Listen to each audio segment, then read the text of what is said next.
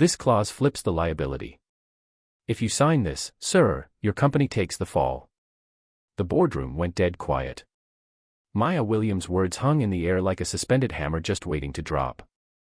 16 years old, standing at the glass doorway of the 27th floor conference room in borrowed sneakers and a janitor's badge, she pointed straight at the contract that Jackson Hale had been seconds away from signing. Jackson's pen hovered midair, his silver brows furrowed. His wife, Clara Hale, blinked sharply. Derek Vaughn, one of the two slick Texan businessmen with polished grins, let out a low, awkward chuckle. "Excuse me," he asked, his voice too calm, too measured. "I read that clause on page 14, Maya continued. It shifts all merger-related liabilities to Hale Investments. If anything goes wrong after the merger, fraud, lawsuits, defaults, your company takes the full hit. Vaughn's firm walks away clean." The young executives around the table exchanged uneasy glances. One man pulled the document closer, another tapped a tablet to double-check the page. Clara leaned forward. "She shouldn't even be here, she's the janitor's daughter," someone murmured. But Maya didn't flinch. Just 8 hours earlier, the world had still been simple. The cleaning crew made their way through Hale Investments' upper floors like quiet clockwork. Maya, dressed in a faded hoodie and a lanyard marked "Visitor," sorted shredded files and wiped down glass doors while her mother vacuumed down the hall. That was the routine, no noise, no questions, just finish and leave, until she saw the folder. It was left in the copier tray, slightly open, its stamped cover marked, "Final Draft Merge Agreement." Something about it called to her, not curiosity, but instinct. Maya wasn't like other kids her age, she didn't scroll endlessly on her phone.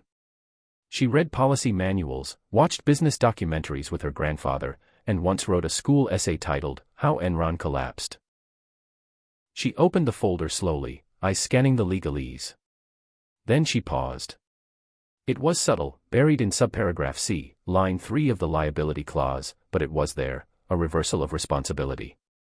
If the deal collapsed or if legal issues surfaced afterward, Hale Investments, not Vaughn Global, would absorb the legal and financial ruin. It was a trap. "Mom," Maya said, rushing down the hallway, "you ever seen a contract that hands over the whole company like this?" Denise barely looked up from polishing a glass wall. "Maya, stop it. Don't mess with their stuff." "But what if?" "No. You want us both out of a job." Maya shut her mouth, but her mind didn't. It kept racing. Now, in the present, the men and women in the boardroom sat frozen.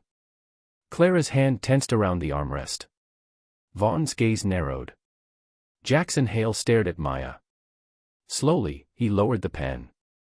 "You say that clause flips liability?" His voice was calm, too calm. "Yes, sir," Maya replied. "It's disguised in plain text, legal sounding, but if your team didn't read every line, it's meant to confuse. It doesn't protect your company, it sets you up to take the fall." Clara's voice cracked like frost. "Jackson, this is nonsense. She's a child." But Jackson was no longer listening to his wife. His eyes had shifted to the page in front of him. He flipped to page 14, scanned, paused, and something in his jaw tightened. Derek leaned forward. "Are we really giving weight to conspiracy theories from someone who polishes door handles?" Maya's cheeks flushed, but her voice didn't waver. "You can laugh, but if he signs that, your company's name is on every lawsuit that follows." A long pause. Then Jackson's voice, low and decisive, "Escort her out." Security moved swiftly. Maya stood tall even as they led her toward the door. But just before it shut behind her, she looked back once and met Jackson Hale's eyes. For the briefest moment, he didn't see a janitor's daughter, he saw a warning, a mirror, and a mistake he had almost made. His pen never touched the paper. The next morning, the silence at Hale Investments was different, not calm, but tight, unspoken. Something had shifted. Maya Williams sat alone in the lobby security office, hands folded, chin high, heart pounding. The building's marble floors reflected cold light from the tall windows behind her. She'd been here for over an hour. No one spoke to her, no one offered water, no one told her what would happen next. Her mother sat beside her, shoulders stiff, face unreadable. Denise hadn't said a word since they were pulled off the night shift and asked to wait downstairs. But the worry in her eyes said it all. "I'm sorry, Mom," Maya finally whispered. Denise turned her head slowly. "You should be," she said flatly. "I cleaned this building to keep food on the table, not so you can march into boardrooms like you own the place." Maya looked down. "I didn't mean to embarrass you. I read something dangerous, and I couldn't let him sign it." "I raised you to be brave," Denise said softly, "but I didn't raise you to be reckless." Before Maya could respond, the door opened. A stern woman from HR walked in with a clipboard, heels tapping sharp against the tile. "Mrs. Williams," she said, not looking at Maya, "you've been placed on leave pending review. We'll call you." Denise's lips tightened. She stood up, clutching Maya's arm. "Come on." Maya's stomach twisted as they exited the building. As the cold Chicago air hit her cheeks, she glanced back one last time at the tower of glass and steel, the place she thought she could make a difference in. Now she wasn't even allowed inside. Meanwhile, 30 floors above, Jackson Hale sat alone in his private office. The unsigned contract lay in front of him, the pages spread out like a crime scene. His finger traced the clause Maya had pointed out. Subparagraph C, line 3. She had been right. The language wasn't just misleading, it was deliberate, cleverly written to appear standard while setting up Hale Investments to absorb full liability. He rubbed his temple slowly. "How the hell did I miss this?" Clara's voice echoed in his memory from the night before, "It's a standard clause. Jackson, just trust me." That word used to mean something. He opened his laptop and began cross-referencing other contracts with Derek Vaughn's firm, legal language, subsidiary names, offshore structures, all of it too clean, too coordinated. His phone buzzed. "Clara." He hesitated, then answered. "You didn't sign it, did you?" she said immediately. "No," Jackson replied, voice flat. "You're overthinking it. We vetted Derek's firm. You're letting that girl get in your head." He paused. She saw what none of us did. Clara laughed softly, too soft. "Come on, she's a teenager, the janitor's daughter. You're really going to question me over a child?" Jackson didn't reply. "I'm coming up," Clara said and ended the call. Down the block, Maya sat on the couch at home, a mug of cocoa growing cold in her hands. The apartment was small, warm, lived in. Her mother sat silently across from her, clicking through job listings. "Do you regret it?" Maya asked quietly. Denise sighed. "I regret that you lost faith in grown-ups doing their jobs." Maya didn't argue, but deep inside, something told her she hadn't been wrong. A ping interrupted the quiet. It was an email from a name she didn't know, Robert Barnes. Subject line, "You saw it too." Maya's eyes widened. She clicked inside. It was a short message, "I used to work there. I know what you saw. If you're willing to talk, I'll listen." Her fingers hovered over the keyboard. Then she began to type, because maybe, just maybe, she wasn't alone. That evening, Jackson opened his safe and pulled out an old file labeled Hale Internal Barnes Review.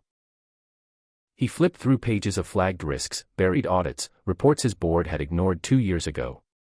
On one sheet, scrolled in red pen, "Risk exposure too centralized. If they plant one signature trap, we're done. Signed, Robert Barnes." Jackson leaned back, eyes closing, and for the first time in years, he felt something unfamiliar, doubt. Clara Hale never liked to wait. She walked into Jackson's office with the grace of someone who had never been told no. Her heels tapped sharply against the oak floors as she made her way to the sleek black desk where her husband sat, staring not at her but at the contract. "It's still sitting there," she said, folding her arms. "You've had a day." Jackson didn't look up. "And I'll need more." Clara's smile faded.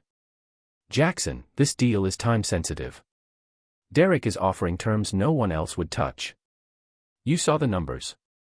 I also saw a liability clause that nearly gutted my company."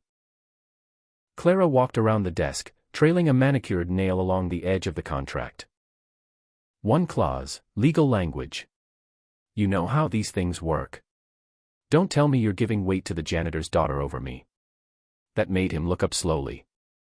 She saw what no one else did, not you, not the legal team, not even me. There was a long pause. Clara's expression didn't flinch, but her tone dropped a degree. She's a child, Jackson, and she just got you to question everything that should concern you. No, he said, standing up. What concerns me is that she was right. Later that evening, Maya sat huddled near the radiator in their apartment, flipping through pages Mr. Barnes had sent her in encrypted PDF files, tax statements, shell company breakdowns, merger language comparisons. She didn't understand all of it, but she understood enough. They were building a trap. Barnes had confirmed it on their call earlier. Derek Vaughn had used nearly identical language in a merger back in Houston. The target company took full liability. Within 6 months, it collapsed under legal fees. Vaughn walked away richer. Maya highlighted key words: indemnification, contingent liability, burden of performance. She didn't know every term, but she knew something rotten when she smelled it. I can't believe he's married to that woman, Maya muttered. Her mom, washing dishes behind her, let out a humorless snort. Power, Maya's ambition. It's always been that way. At the same time, Jackson sat at the bar inside the private gold lounge overlooking downtown Chicago. He wasn't drinking, he was watching. At a far table, half shielded by frosted glass, sat Clara across from Derek Vaughn.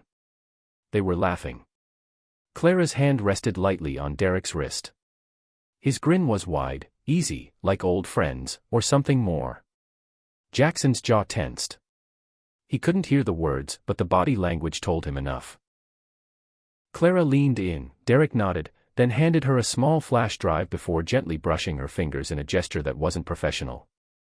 Jackson turned away, bile rising in his throat.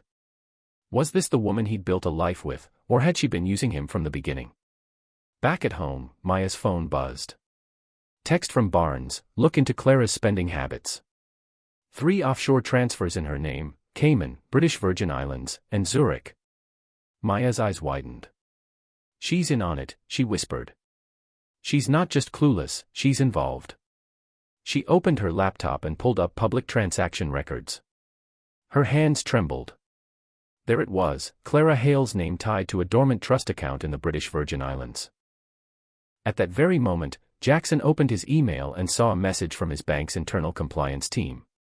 Subject: suspicious access activity, internal transfer alert. He clicked. Clara had attempted to authorize a $2.5 million movement from one of the company's dormant reserve accounts. It was stopped just in time. Jackson sank into his chair. The noose wasn't just tightening, it was inside his own home. Somewhere in the quiet of the night, 3 people couldn't sleep: Jackson Hale, now certain he was standing on a crumbling foundation; Maya Williams, gripping the pieces of a puzzle far too big for a 16-year-old, and Clara Hale, seated beside Derek Vaughn in a black SUV, whispering, "He's starting to dig," to which Derek replied calmly, "Then we bury him before he reaches the roots." It started with an email, no subject line, no sender name, just a single audio file. Jackson Hale hesitated before opening it. He had been staring at the ceiling of his office for the past hour, long after the last assistant had gone home. The silence felt heavier these days, like the building itself was holding its breath. He clicked play. Clara's voice came through first, calm and calculating. "He won't question it, not if I push at the right time." Then Derek Vaughn's deep draw, "And if he does, then we remind him what he has to lose." Jackson froze. He replayed it 3 times. When it finally sank in, something inside him cracked, not loud, not visible, but final. He forwarded the file to his private attorney, then leaned back and stared at the ceiling again, this time not with confusion but with clarity. Clara wasn't just involved, she was leading it. Maya stood outside the massive bronze doors of the Harold Washington Library, clutching a folder and a flash drive Barnes had mailed her that morning. Her fingers were numb, not from the cold but from fear. Everything they had pieced together now pointed in one direction: someone was actively trying to bury Hale Investments. She stepped inside and made her way to the computer lab. The files were encrypted, but Barnes had included a handwritten key. As she typed, the truth unfolded: 3 merger attempts, 3 ruined companies, all tied to Derek Vaughn. And in the background of each one, buried deep in the documents, were traces of Clara Hale's digital approval credentials. She wasn't just helping Vaughn, she'd been doing it for years.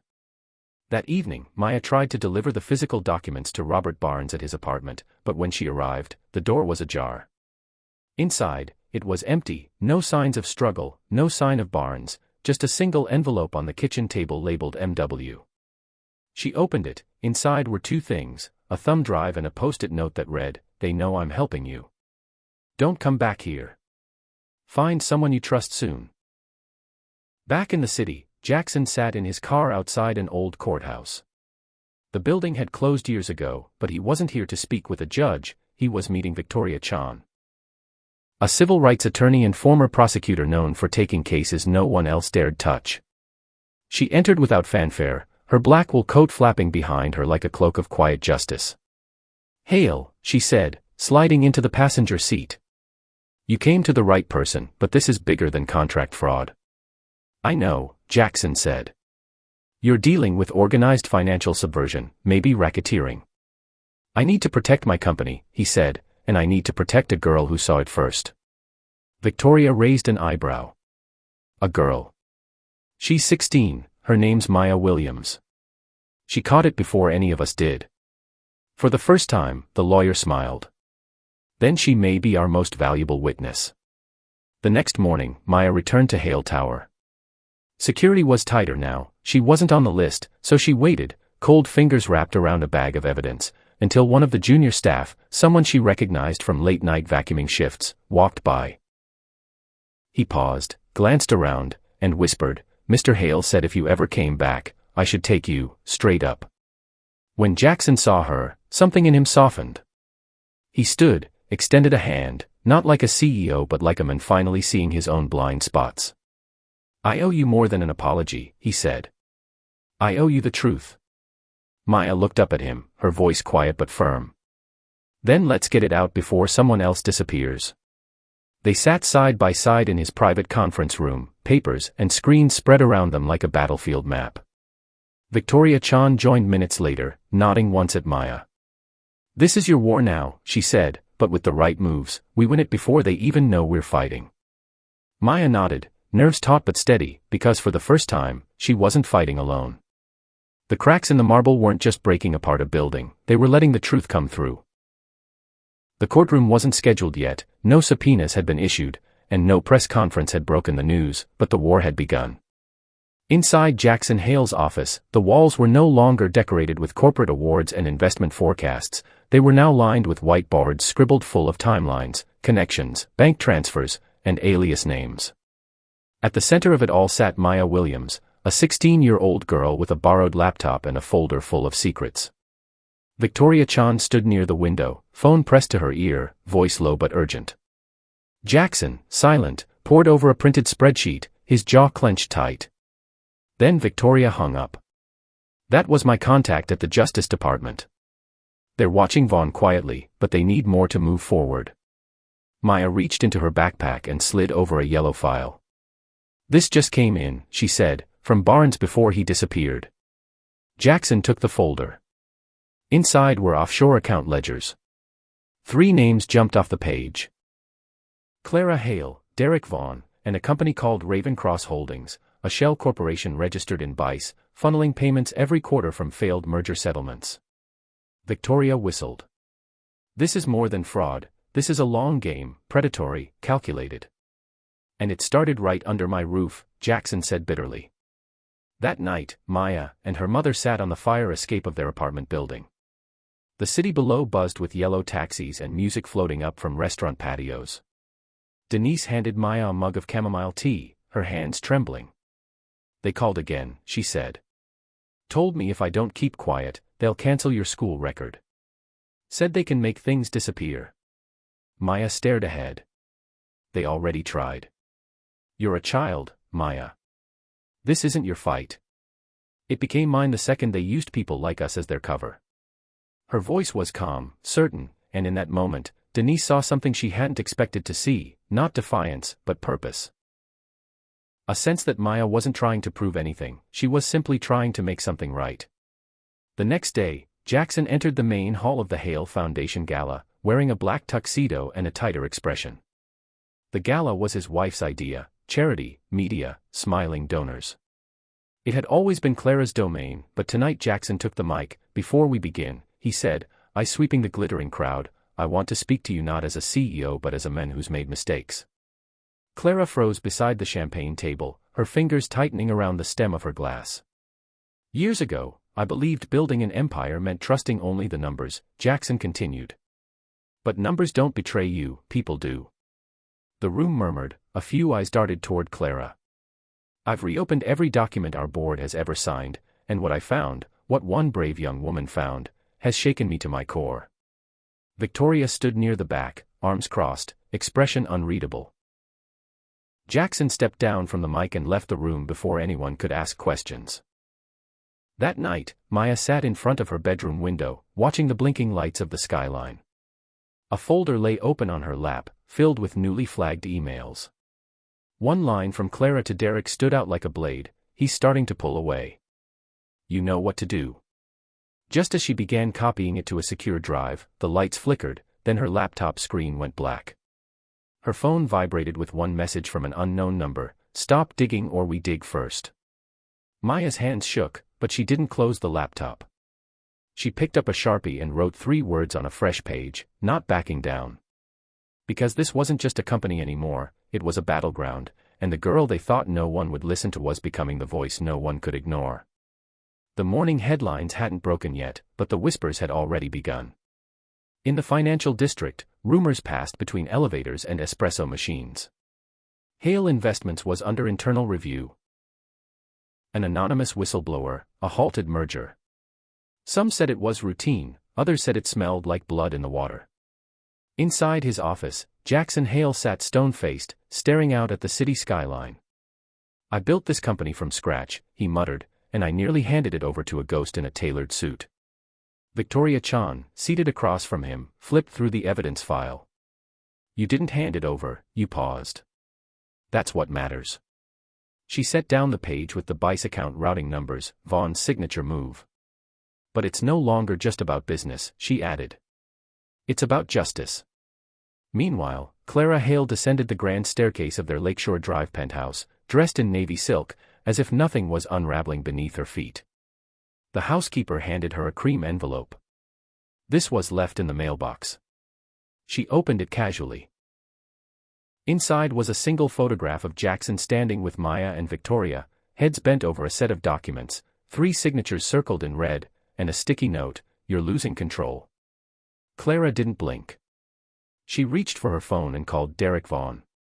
That evening, at a private business summit hosted at the Four Seasons, Derek Vaughan strolled through the crowd like a man with nothing to hide, expensive whiskey in hand, charming investors one smile at a time. But something was different tonight. People nodded, but too briefly. Some avoided eye contact, others whispered. After he passed, Jackson found him near the balcony. "Well, now," Derek drawled, "you've stirred quite the pot." Jackson didn't shake his hand. "I haven't stirred anything," he replied. "Just stop pretending I was blind." Derek leaned in, his voice smooth. "You go public with this, and you'll bury more than just me. You'll drag your wife's name into the dirt. Your board will panic, the stock will crash.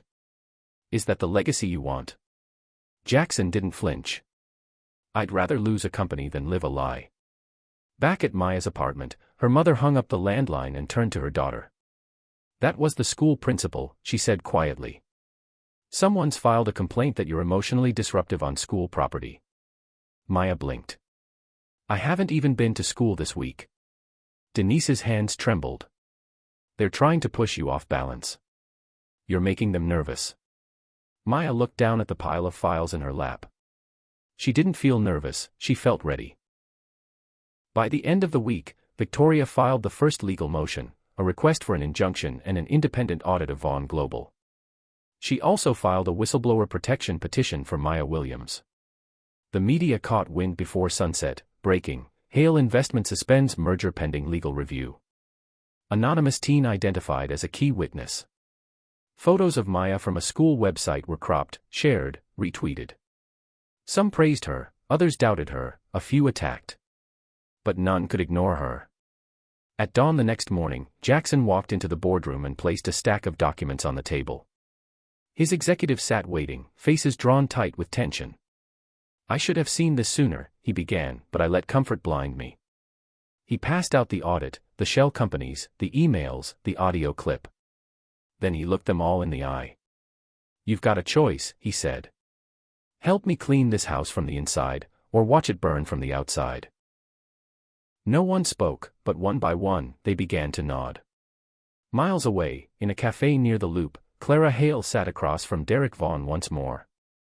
Her eyes no longer glittered with charm. "He's not going quietly," she said. Derek smirked. "Then maybe it's time we stop being quiet too." He slid a black folder across the table. Inside, a list of names, judges, reporters, one federal clerk. Clara closed it slowly. "We bury them," she said. But outside, across the street, Maya Williams watched them from a city bus window. Her camera phone recorded every frame. The game wasn't quiet anymore, and the unraveling had only just begun. By Monday morning, Hale Investments was no longer a financial fortress, it was a battlefield. The firm's internal servers were down for routine maintenance, but everyone knew better. Compliance teams worked overtime, legal counsel whispered behind closed doors. HR flagged employee emails for keywords like offshore, Vaughn, whistleblower, and Jackson Hale. He didn't flinch. He stood in the center of it all, calm, clear-eyed, and ready for war. At his penthouse, Clara Hale sat alone in the winter light, phone pressed to her ear. "They're coming for us," she whispered. Derek Vaughn's voice on the other end was steady. "Let them. We don't run, we counterattack. You said the papers were buried." They were. Someone dug them up. "You don't get it," Clara hissed. "It's not Jackson who's leading this, it's the girl. She's a child, and she's turning this whole damn tower inside out." There was a pause, then Derek said coldly, "Then maybe it's time we remind the world who holds the real power." At school, Maya Williams tried to keep her head down, but it was impossible. Half her classmates stared like she was a ghost, the other half avoided her like she carried a virus. Some whispered, "Traitor," others, "Hero." She ignored them all. But as she opened her locker, a folded note fell out. She opened it carefully. "We know where you live. Stay silent. Stay safe." Her fingers trembled, but only for a moment. She tucked the note into her pocket, grabbed her books, and walked straight to the office. She told the principal everything. By the end of the day, Victoria Chan had secured a protection order for both Maya and her mother. That night, Jackson received a message from an unknown number, just 4 words, "She's not worth it." He stared at the screen for a long time, then picked up the landline and called Victoria. "Can you get federal eyes on this?" "Yes, they're watching," she said, "but they need someone willing to testify publicly." Silence. Then Jackson exhaled, "Then I will."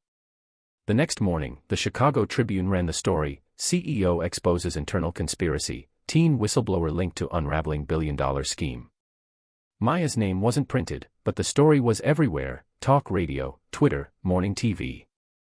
At a press briefing, Jackson stood at a podium flanked by Victoria and 2 federal agents. "I was blind," he told the world. "Not just to fraud, but to courage. A 16-year-old girl saved my company from the inside out, the same company that never once saw her beyond her mother's uniform." He paused to let the silence settle. "She saw what we refused to, and from this day forward, we will see her." That afternoon, Maya returned home to find a crowd gathered outside their apartment, neighbors, journalists, a few strangers holding handwritten signs that read, "We believe Maya. Truth has no age." She stopped at the bottom step, stunned. Her mother gently took her hand. "They're not here to hurt you, they're here to thank you." But somewhere across town, in a high-rise suite guarded by tinted glass, Derek Vaughn sat in silence. He stared at a single image on his tablet, a freeze frame of Maya stepping onto the witness platform. Then he looked up at Clara, who paced behind him in tight circles. "She's still a kid," Clara snapped. "You really think they'll let her bring us down?" Derek's voice was low and cold. "Kids don't bring down empires." He leaned forward. "Symbols do." He stood, slammed the tablet shut, and turned toward the door. Let's break her before she becomes one. The courthouse steps groaned under the weight of flashing cameras and murmuring crowds. Gray clouds hung low above downtown Chicago, but the energy in the air was electric. Inside courtroom 12B, the air was stiffer, heavier.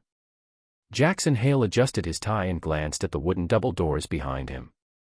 Victoria Chand stood by his side, reviewing her notes. Maya Williams sat 2 rows behind them, dressed simply, hair neatly braided, eyes sharp with quiet fire. It was the first day of testimony. Derek Vaughn sat across the aisle with the calm demeanor of a man who believed money could erase anything.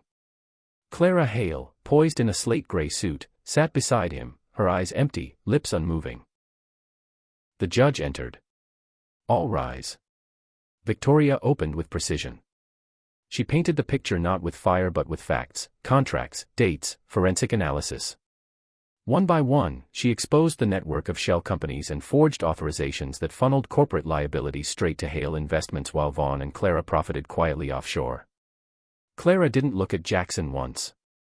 Then came the moment the courtroom had been waiting for. Victoria stood. Your Honor, I'd like to call Maya Williams to the stand. Gasps fluttered, reporters scribbled wildly. Maya stepped forward slowly, not as a victim, not even as a child, but as the first person in the building who dared to speak the truth.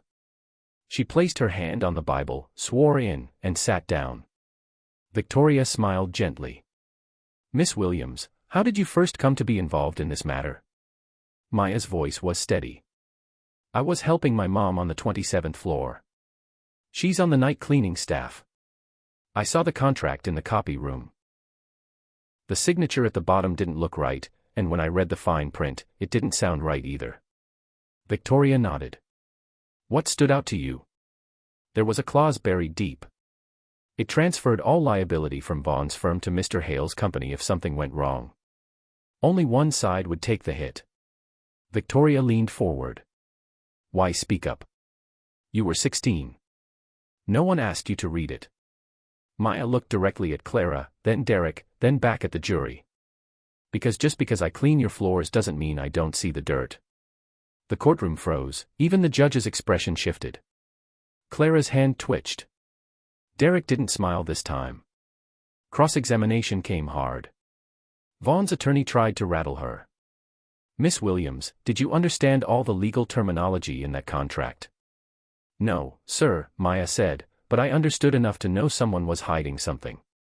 You consider yourself an expert in business law? No, but I don't think you need a degree to see when someone's being set up to fail. The jury watched her with new eyes, not just a girl, but the voice of every overlooked worker who had ever been told to stay in their lane. After the recess, Jackson took the stand. Victoria asked him one question, what made you believe her? He paused. My gut said she was right, but more than that, I remembered something I'd forgotten. And what was that? He looked toward Maya. That integrity doesn't depend on status. Sometimes the janitor's daughter sees the cracks before the board does. Then, Clara Hale took the stand. The courtroom held its breath. She sat tall, composed, until the prosecution presented the audio file. If he does question it, then we remind him what he has to lose. Her eyes closed, hands folded, and for the first time since the trial began, Clara Hale spoke without rehearsed precision.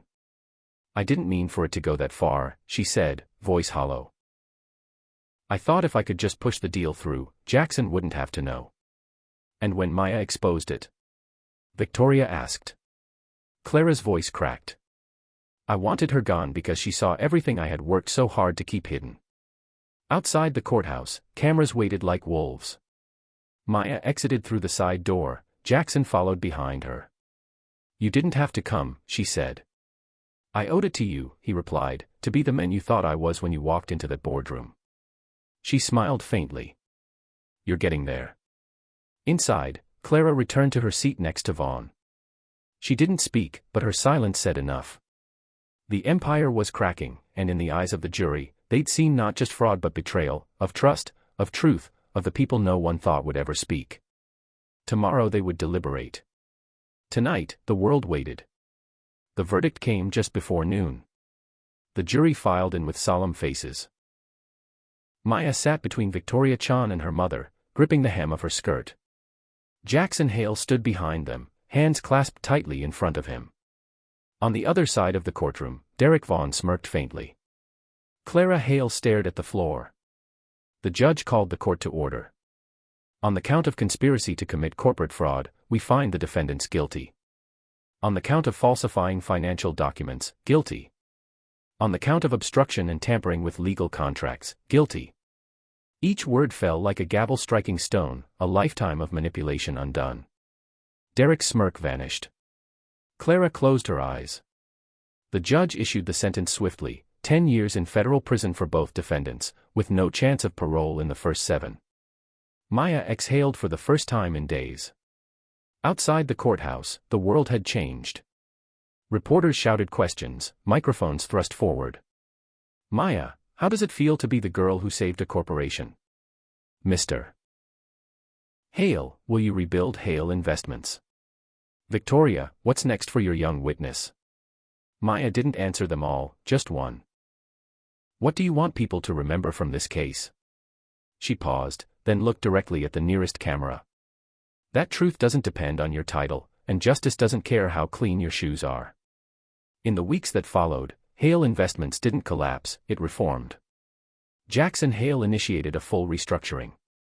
Clara's name was removed from every official board record. Vaughn's assets were frozen.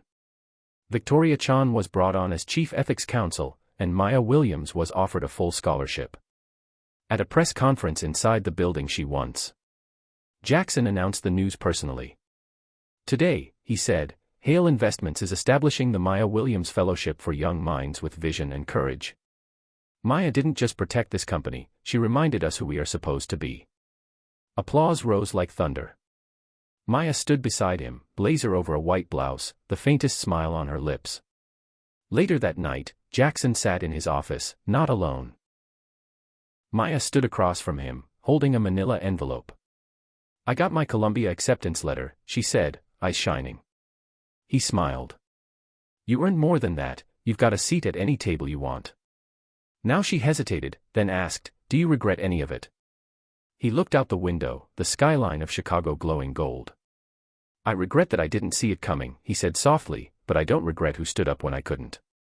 She nodded, then left the envelope on his desk. Days later, Clara Hale was processed into the federal detention center in Wisconsin. She made no statement, no appeal, only silence in a cold concrete cell. Her empire reduced to static in the news. She replayed the audio that sealed her fate, just because I clean your floors doesn't mean I don't see the dirt. The words echoed again and again in a quiet office above a city reborn. Jackson placed Maya's envelope on a shelf above his desk, beside his most treasured awards.